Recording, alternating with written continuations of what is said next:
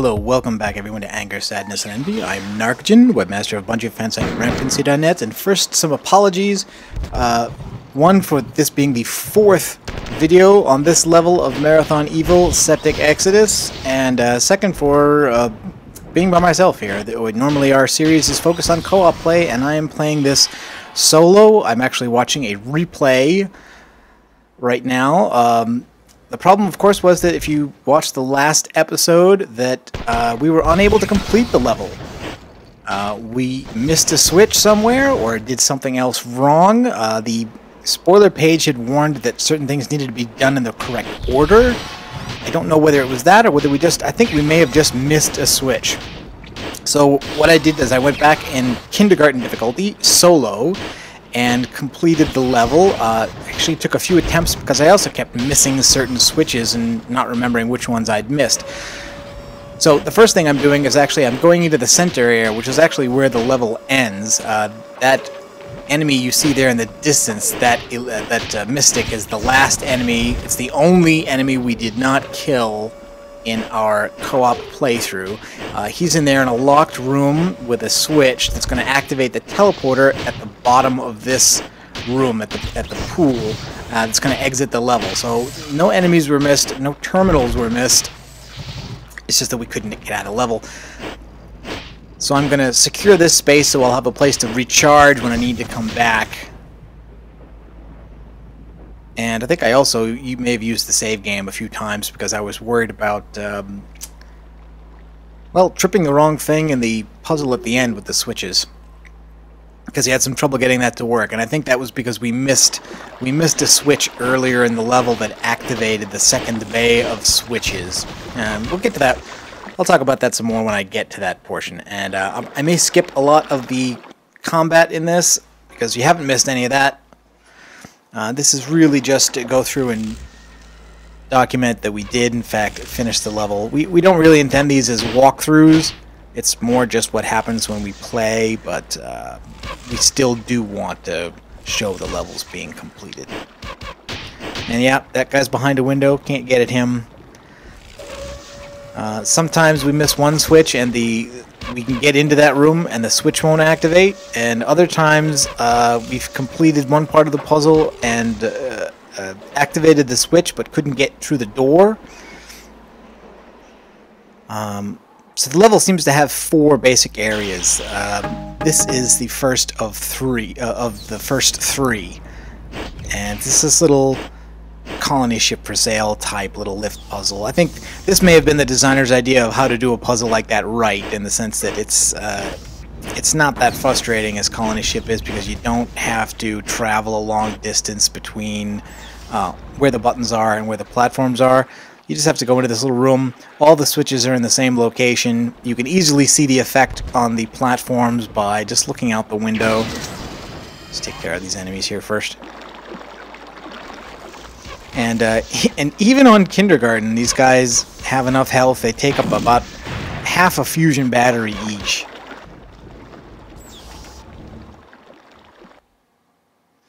Okay, so I think I solved this. I don't know if it matters the order, but the two middle switches seem to solve this puzzle. Turned it into a stair. We brute forced that in co-op mode just by putting a player on the end. Okay.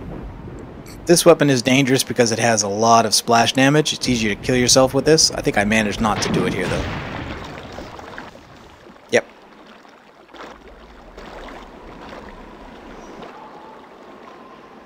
Oh, the recoil did push me off. Okay, so here are the two chips. The first one just goes in the slot right there. The second one, that doesn't get used until almost the end. It's going to get used in the last area where you have to enter a code by choosing two locations. One is a location for that chip, and the other one is a switch to hit.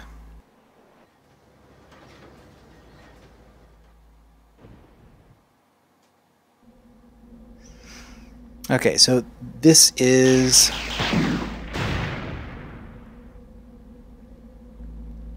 the second area.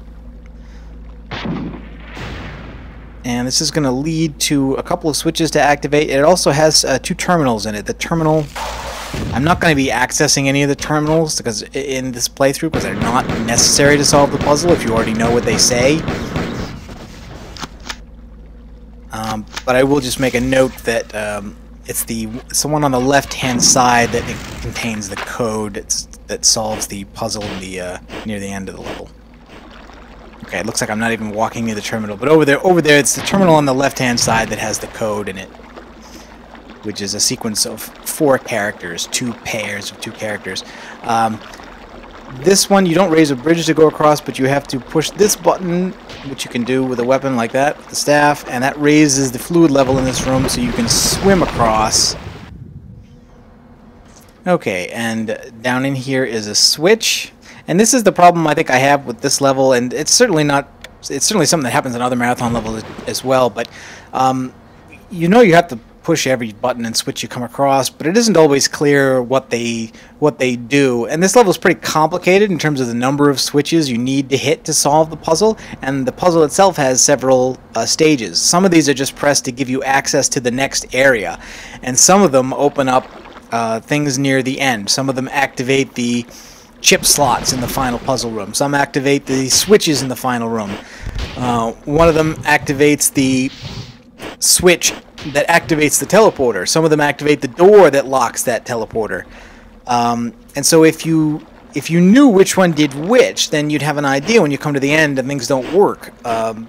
You'd know where you have to go. But there are so many of them, and there's really no way to know the first time through what each one of these does. Some of them do show you exactly what the effect is. For instance, there's one that there's a puzzle you solve with buttons that looks out over a window, and you can see the result that solving the puzzle had. But a lot of them, like the switch we just pressed, you have no idea where that had an effect. So that if you forgot that switch and skipped it, you wouldn't necessarily know from the effect on the final puzzle which switch you had to go back and look for.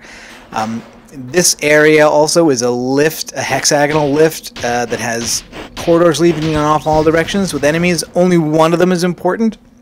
I think it's the one I arrived to last in this playthrough because it's the only one that has a switch.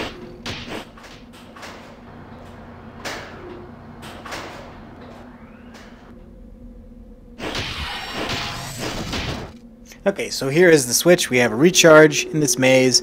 The second switch in area number 2, and a save terminal.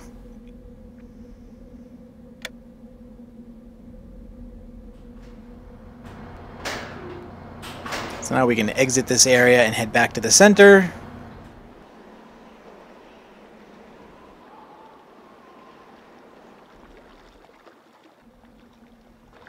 Okay, this is the third area. This is an area that leads into a sewer pipe that heads off in 2 directions.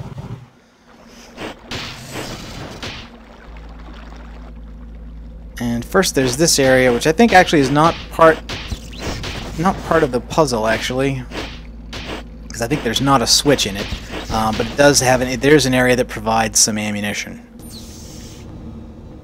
Yeah, this room is an ambush room. There's a pile of ammunition in the far corner, but enemies spawn when you come in here. I think it's still worth it, though. You can take out the whole room with one shot, and you get some ammo for a couple of different weapons. That light in there looks like it might have been a switch, but looks like it's nothing. These don't go anywhere. Nothing opens. No secrets I could find. Okay, so this room does contain part of a puzzle. And as soon as I get rid of this mystic... There we go, I think he's gone.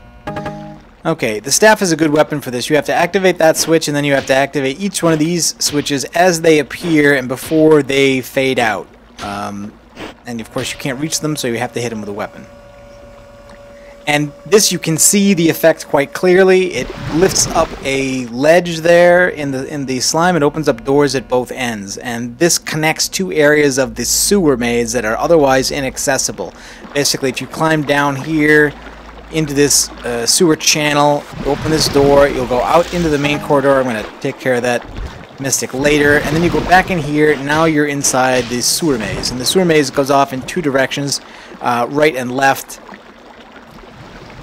We're going to do the right side first, and this, I think, is the area that we may have missed or incompletely explored during the co-op play-up. There's a switch to be found in a room down here. I think we may have missed it.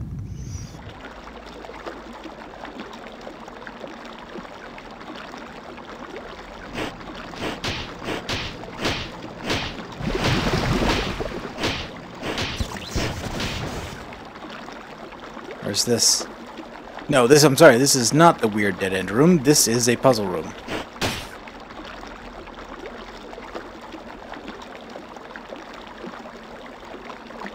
Yeah, see, it doesn't look like much, but each one of these little waterfalls leads up to another area. Only one of them is accessible. The others you can't get up into because the opening is not large enough.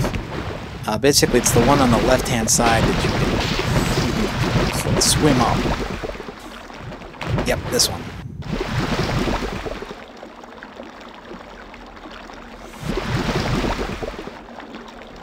Yep, and then there's a very large area in there. There's nothing at the end of that, and that's a dead end.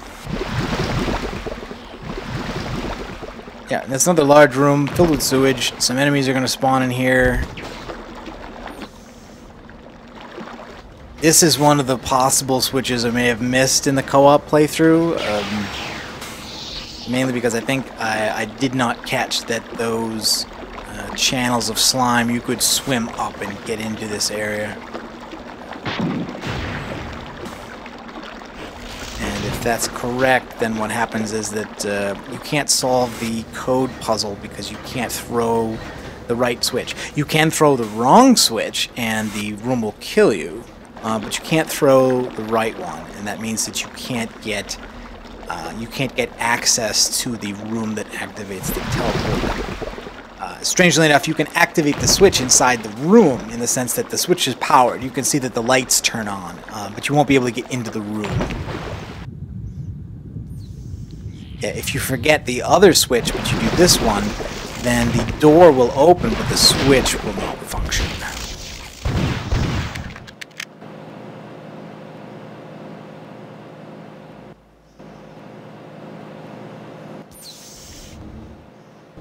So that gives us a shortcut back out, but also spawns us a new mystic. And now we've only explored one half of the sewer maze. So we've got to go back to the sewer maze and then go follow the sewer in the other direction. Basically, we're going to be going towards the west side of the map now, instead of the east. Okay, so now back into the sewers to do the other half of this maze. Oh, another mystic. We'll come again for later, if we feel like it. Okay, so last time we went right, this time we're going left. We're heading to the west side of the map. And there'll be a place where we actually have to drop down further into the slime and then travel a short distance before swimming back up in order to continue. And here we are. I'm just going to move over a little bit. So now I'll go around to the other branch, and this leads us to the rest of the puzzle. But first we have to get out of the slime.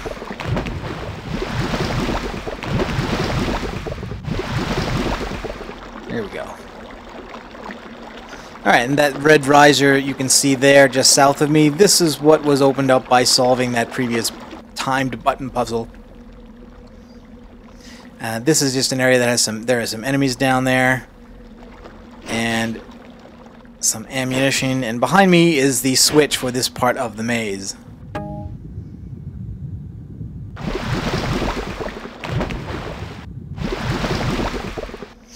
Right, okay, so we need another area with a charger, a save terminal, and a switch.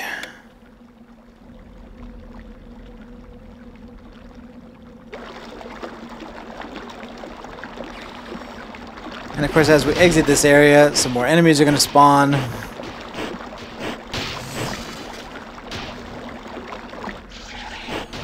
And then in here, at the end of this, there's another switch.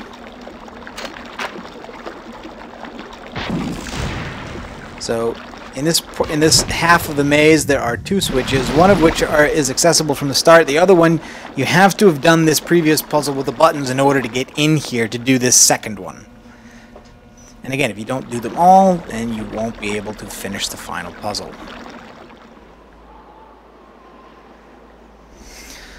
Okay, so the access to the next area is from up here. You actually just kind of run across this ledge. Earlier you could come up here and get the shotgun ammo, but you couldn't have gotten further than this because that door doesn't open until you do the previous area. And this is where the final code puzzle is. There's another terminal here. This terminal doesn't give you any clues to the code itself, actually. In fact, the character tells you they don't know what the code is. They have no idea. But it is in that previous left-hand terminal in the second area, the room that you have to flood. Alright, so on one side of the room are a series of chip slots areas. Here's Felix saying they have no idea what the code is. So the left-hand side has chip slots. I'm going to save the game. And you have to insert into the correct chip slot the chip you got in that first puzzle area. And the way you know which chip slot is the correct chip slot is by zooming in on the map and taking a look at the symbols that are on the map located where the chip slot and the switches are. In this case, the code was, and skip ahead if you don't want to know the solution already, but basically it was just 2 pairs of symbols, less than, greater than, and greater than, less than. And so you need to first put the chip into this slot here. There we go. And then you notice the lights on the chip bays go out and the lights over the switches turn on. If you had chosen the wrong one, the room becomes a crusher and kills you. This is the correct switch. That was the one we had problems activating. Again, if you choose the wrong one, then the room will crush you. If you haven't done the correctly and you try that third switch to solve the puzzle, again, the room will crush you. And another thing I noticed, you won't see it happen here, but also it seems that if you take too long to press that final 4th switch in that room, then the room will also crush you. So now we're heading back to the center, and this is where we'll see the results of all of our previous button switching, button pressing, switching. We'll see that mystic at the end, that room is now lit up, meaning the switch he is guarding will work, just like this other area was lit up and powered from the very beginning. Do a final recharge. Now we'll notice that this door is also open. So this is the only part that we didn't show in the co-op video because we could not get this switch to work. Sometimes when we played it through we couldn't get the door open, and other time we couldn't get the button to work because it wasn't powered. And both are just a function of forgetting one of the earlier switches. Because most of the areas have 2 switches in them, and it's possible to do one and move on to the next area. So now we drop down here. Like a lot of elevators in Evil, this one seems to want to go the wrong way. We want to go down and it wants to come up as soon as we trigger it. And as soon as we move off the platform down here, we'll be teleported to the next level. So thanks to everyone who took this far, who watched all 4 videos. We're sorry. We're going to be taking the advice of some of the viewers and stop reading the spoiler guide and starting just try to play the levels. And I think you'll find that actually it turns out a little bit better in terms of our ability to figure out the puzzles and solve them in a timely manner. We spent way too many hours on this level than we wanted to, and it kind of delayed us from finishing the game. But we're almost done. I think 3 levels left before the end of Marathon Evil. So join us next time for this level, which is called Schmackle.